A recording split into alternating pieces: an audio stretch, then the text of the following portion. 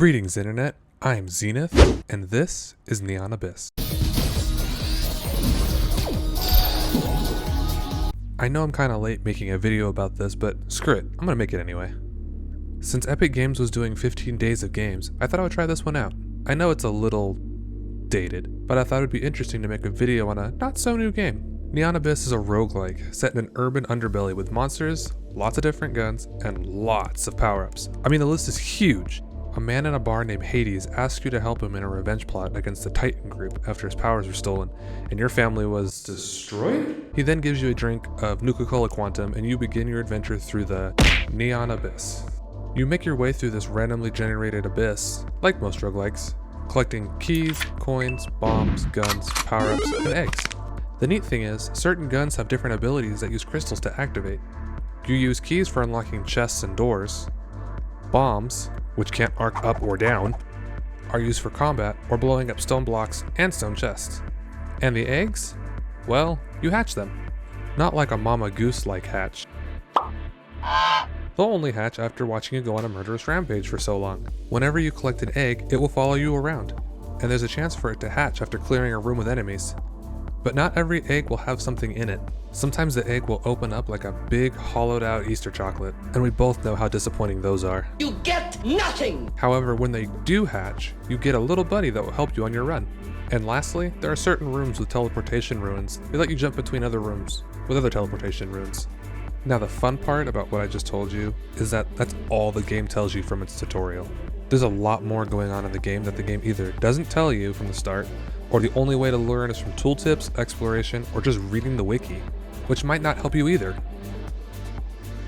For example, after clearing my 3rd level, I noticed a tooltip talking about gaining wisdom or violence to unlock a hidden area, and I thought to myself, wisdom? Violence? You never told me about these, how do I gain those?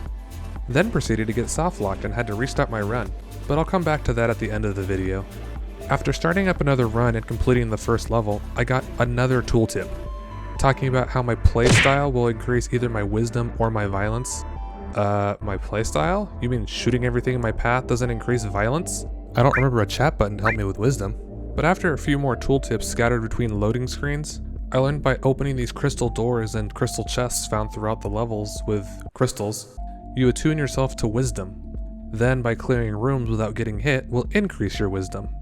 But if you shoot these crystal doors or chests, they become angry, and then are opened with some of your health. When you open them this way, you switch yourself over to the dark side and attune yourself to violence. Then by clearing rooms without being hit while tuned to violence, you gain violence. After filling either of the bars, you get access to a secret room, which can then be accessed by the teleportation room. But that's just one example of the hidden mechanics that this game likes to keep secret. That being said, this game's actually pretty fun once you get used to it. There are so many power-ups that stack on top of each other and even change your look, that pretty soon you are feeling unstoppable. I remember doing a run and thinking, wow, I'm clearing so many rooms so easily, this has to be one of the best builds, nothing can stop me. I'm about to end this man's whole career.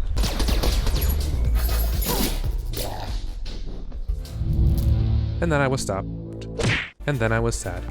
Booted up another run with no hopes of getting those good items again, and then proceeded to murder everything with an even better combination of items and guns. Yeah, boy. Even the egg companions are pretty helpful. Some of them protect, some attack, and some collect. You can have an unlimited amount of eggs or companions, which can look really weird after not hatching or having some pets die after a while. Some of them even level up after some time, making them stronger or more useful. There are some pets that shoot ghost bullets, some that throw fireballs, some that make you shoot farther or jump higher, and some that even collect coins through walls. What's better is that some of these pets will buff you even more than before, a short time upon dying, so it isn't a total loss. As you go through a level, you will encounter many different monsters, as well as rooms, like a power-up room, a store, a gambling room, or an arena. Some of these rooms might be locked, and the only way to unlock them is with the least talked about item in the game, coins. Seriously, the game never talks about the uses for coins in the tutorial, and I never saw anything in the tooltips. Some of these rooms are locked behind slot machine doors. Even some chests have this gambling mechanic. The door can be attempted for 5 coins, and if all 3 icons match, it opens. which doesn't seem like such a big deal, especially when you're rolling in money. But the problem is, you can only attempt this like 3 or 4 times, and then the damn thing blows up and prevents you from trying again.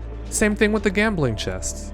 At first I was like, what the hell? You really locked me out of a room because I was unlucky? How does that make any sense? But then I figured out if you throw a bomb at it, it blows up and lets you through.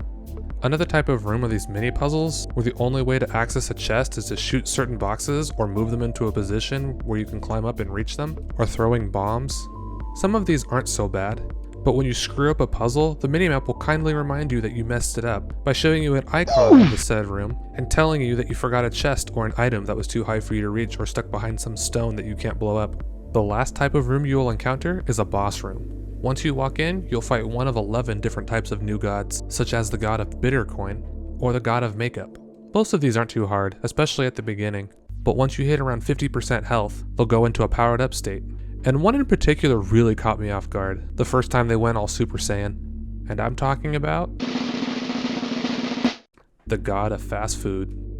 They start off as a sad boss would, bouncing around, dropping happy and unhappy meals. And I had already grown accustomed to the 50% health frenzy mode, but when it dropped past 50, I thought, this is going to be a breeze. It was at this moment that he knew. He fucked up. I killed one of them, and just like Snorlax and Pikachu from Dark Souls, the other one went haywire, and they took me completely by surprise.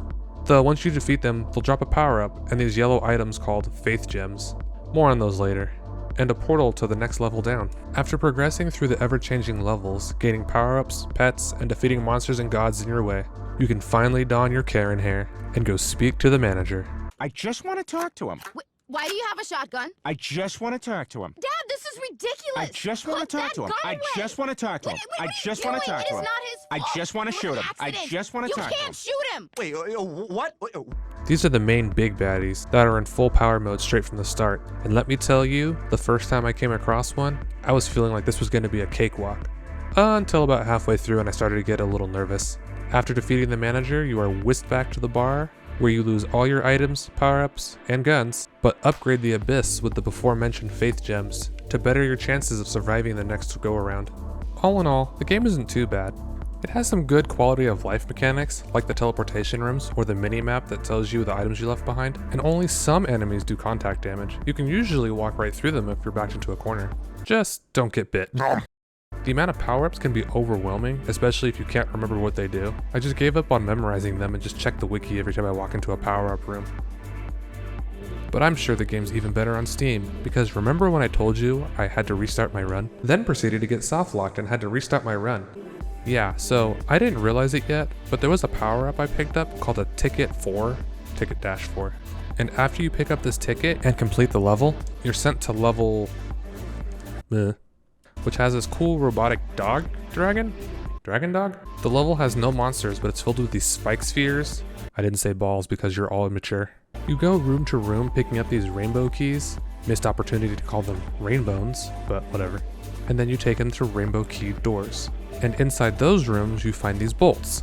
They attach to you like they do the eggs, but you have to be careful because they can be damaged by the spheres. So after wandering through the entire map collecting as many spheres as I could without them dying, I didn't know where to go. I looked at the map so many times thinking there was a secret way out that I eventually accidentally got myself killed. And had to start a new run. Still blissfully unaware that the ticket was what sent me to level... I find it again, and off to purgatory I went. After doing the same thing I did last time, I finally caved and looked up what the hell I was doing wrong when I came across this. In the starting zone, there's a metal dragon. It asks you for nuts and bolts. No it doesn't. Level contains no enemies, only moving spike balls. Okay, that's about right. You travel through this level collecting nuts and bolts. Nuts. The spike balls can damage or destroy the nuts and bolts while bringing them back. There are no portal stones. I noticed that too. The more nuts and bolts you give the dragon at once, the better the reward. Again, no it doesn't. This level is currently bugged on the Epic Game Store version.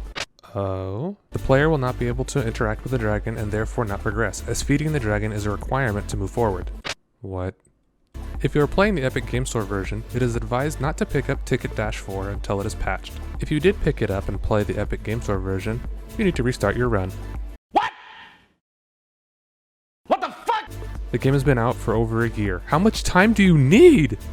I guess I can't complain too much, as I did get the game for free, but I do feel bad for all the people that did pay $20 for a game that has such a game-breaking bug like that. Anyway, that's all for today's video. If you like this video, go ahead and give it a like, and leave a comment how you think I did. I'm thinking of uploading more videos after this, but it will take some time. So I might see you all later, and don't forget, be strong.